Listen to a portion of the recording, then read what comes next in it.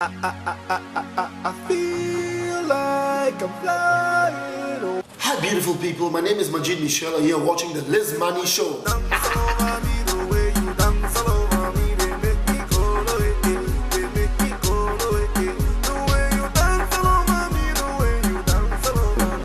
Hey guys, how you guys doing? This is your girl Elizabeth, aka LizMani, bringing to you live. You know how we do. You can never imagine who we always have on LizMani show. That's why you need to keep up with the show. Okay, tonight I have a special guest. He's actually from all the way from Ghallywood. He's a Ghallywood actor, and he moved from being Ghallywood actor to Nollywood actor. And you never know what's gonna come up after that. But for now, take a look at who I'm talking about. I am not going to sacrifice my love. Natasha is my obsession and I will get her at all costs.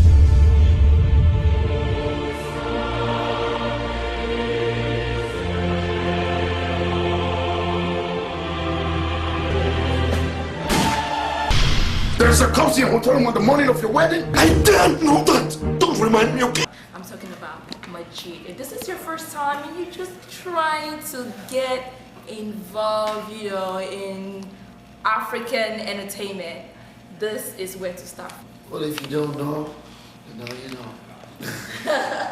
Yeah. So this is your first time. I know this is not your first time coming here, right?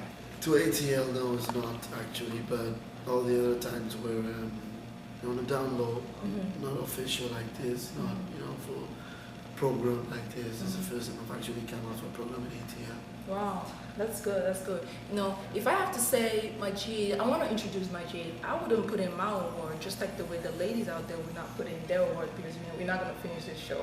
So, to come on my show, can you introduce yourself? Like, if you have to introduce yourself and say, hey, guys, this is who I am. Well, my name is MAJID Michel, and I'm the last born of 10 children. I'm married with 2 kids. I entered mainstream acting in 2004 after, you know, some soap operas here and there. And now I'm hoping to go, well, I'm still warming up and hoping to go higher in my career. So I'm still praying to God to show me a miracle. So I heard that you have a nickname, Shaker. Shaker. Can you tell me, how did that come about? You know, that was just when I started. I knew it was a soap opera called Things We Do for Love. At the time, there was no soap on TV, you know, there was no series like that on TV. It was for the youth, young people, beautiful people. So it really captured a lot of people. People had to leave work quickly to go catch it up at 6 o'clock in the evening, you know. And then my character was a very small character that kept coming in and going out, you know, called Shaker. It was a very memorable character. That's how come the name got stuck. Right. Yeah, because of Things We Do for Love or so. That's good. Growing up, you look so good, I have to tell you first of all, by the way. Thanks. So growing up, how was that like? Because everybody's like, this guy is so fine, but they don't know where it started. Well, growing up wasn't easy. Like any other kid, you know, I lost my dad in 92. My mom never remarried. She took care of me throughout the time till now. You know, it wasn't anything extraordinary at all. It was a struggle here and there. You know, normal struggle. You went to, I wouldn't call it a college, but it was a St. Teresa? St. Teresa's, yes. Was that a Catholic school? It was a Catholic school, yeah. So how was that? I mean, did you ever think that you grew up to become a reverend father or something? No, they never raised that in that manner. They never raised that with the idea in the mind where, okay, we are bringing you all up to be Pope John Paul's. No. Right. You know, yeah, we just went through regular schooling. It was just the headmistress was a sister. So when did you decide that, okay, you want to be an actor? Because, you know, when you're growing up, like me, I know I had so many dreams that I want to become this, I want to be this, be that. But you look like you knew where you were going. Well, I never had any interest in wanting to pilot a plane. I never had any interest in being in the courtroom. I never had any interest in being in a medical office or dealing medicine since I was a kid, you know. I watch movies and I want to be in the movie. You know, I see Arnold Schwarzenegger and I want to be with him in the film. You know, yeah, I play action films with my sisters, you know, we go fighting sequences and, you know, I'm driving cars on things and, you know. Wait, there was a movie that I think you were nominated like 7 different times at the AMA Awards. How was that feeling, you know, having your first lead role? Let me ask that. How was that feeling? Did you ever think that was kind of, what was going through your mind when you first looked at the role?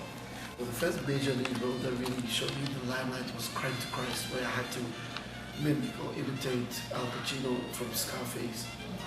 And the script was there for like 2 years. Just kept rewriting it and redoing it, and you know, trying to get a real character, because apparently I wasn't the one supposed to play other people there. So I went for the audition at a place called Afrikiko in Accra, and I had to audition as the character.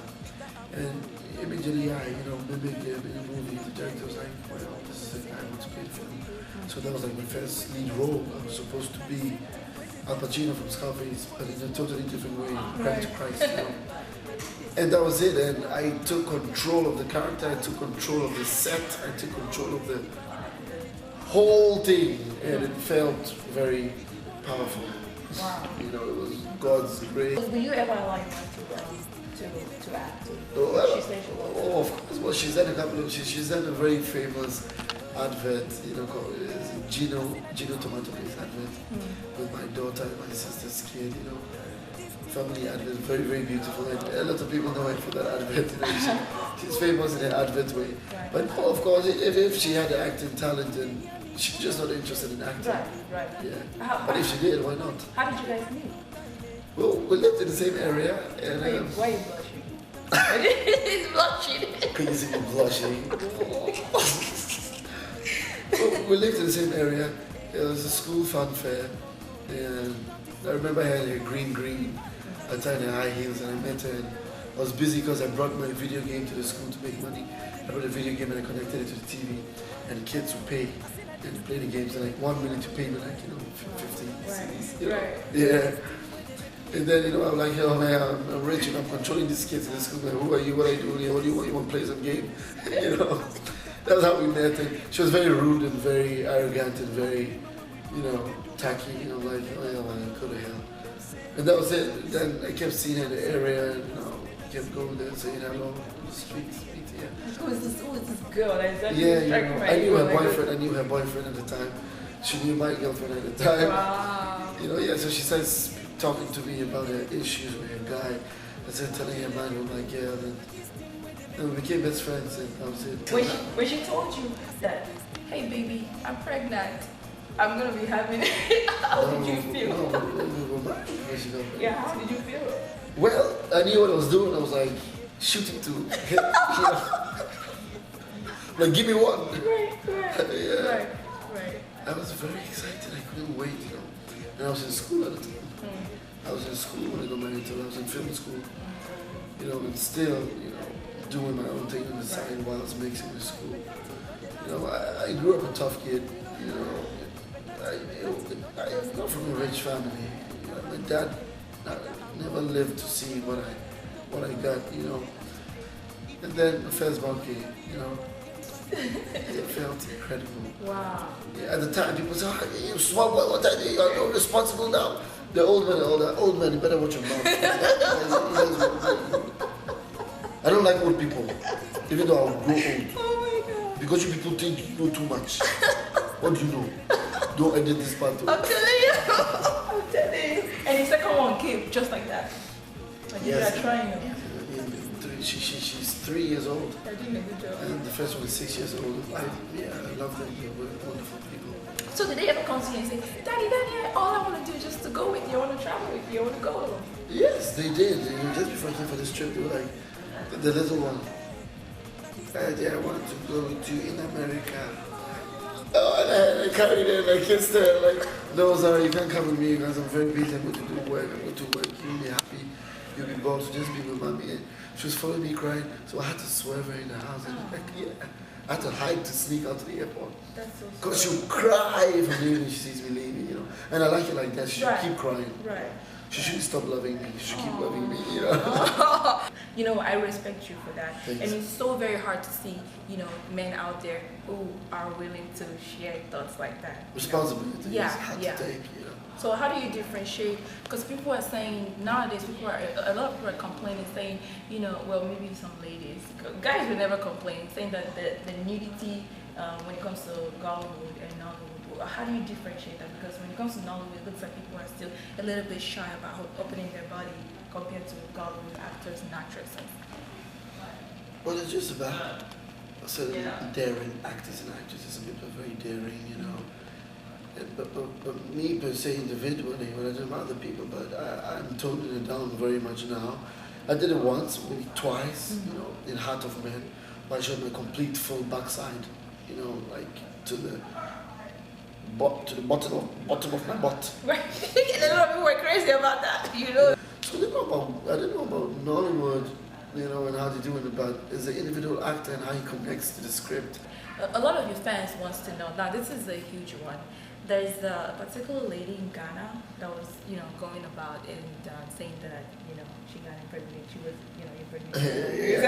And, you know, it's like, you know, and you promise her, oh, yeah, you're going to, you know, divorce your wife for her and things like that. Well, that's serious.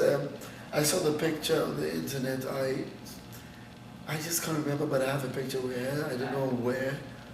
But, well, so why isn't her parents coming to see my parents? I mean, she should come and meet my parents to see if the child is mine or not. Right. You know, it's one of those media selling points. I mean, I don't know who she is, I don't know what she's trying to do, but, you know, sometimes it happens like that. And I'm not pissed off, I'm not angry about it. Which is good. No, it happens. And my wife understands, so she called me and said, hey, I'm watching TV3 News, there's a girl who says she's pregnant for you, okay. I just got to tell you. I said, okay, bye. Wow. Yes, you know, my wife is incredible. You know, she didn't call and say, I had your makeup pregnant. You know.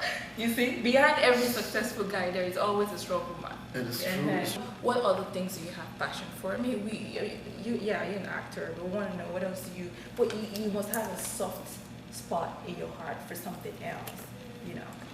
I just think it's with kids that don't have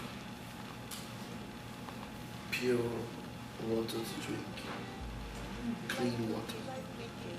You know, when I'm documentaries in villages and stuff, you have to fetch the brown water settle for cooking, for cleaning everything. You know, it touches me. So I was planning on going to the village and making boreholes in those places. I heard it was like 50,000 C's. I was like, I have to save a little. Yeah, but I try as much as possible to go get some sponsors, not with my real cash, you know, with what I have to take on the project and push onto the villages where you can get, you know, boreholes into these places for people to get clean water to drink. That is what I want. I think you're gonna be a good ambassador. That's kind of, you know. I think I'll do it, yeah. Please, I would like you to pretty much say to your audience, you know, if you have some kind of advice for them, some kind of encouragement. Well, there's nothing like a bad idea. There's nothing like the worst advice is advice. You know, well, people might not want to hear this, but you always have older people advising us on issues. Sometimes we think we listen. Sometimes we should, sometimes we shouldn't. The greatest mistake you can ever do is living in fear of making one. So never be scared to make a mistake. You know, I know people that have been to medical school, and after medical school, instead of them to go and practice, they're like, oh no, I want to go and do law as well. Just because you're scared to go on the ground to actually practice. Never be scared to make a mistake. That's the greatest mistake. The greatest mistake is to live in fear of making a mistake. There's no extraordinary juju to it. There's no power to it. There's nothing mystical about it. There's nothing. And it works. Trust me. Alright, it's because of you guys we're doing this. Without you, there's no us. If no one is watching the movies while we're acting. Right. There have to be people to watch.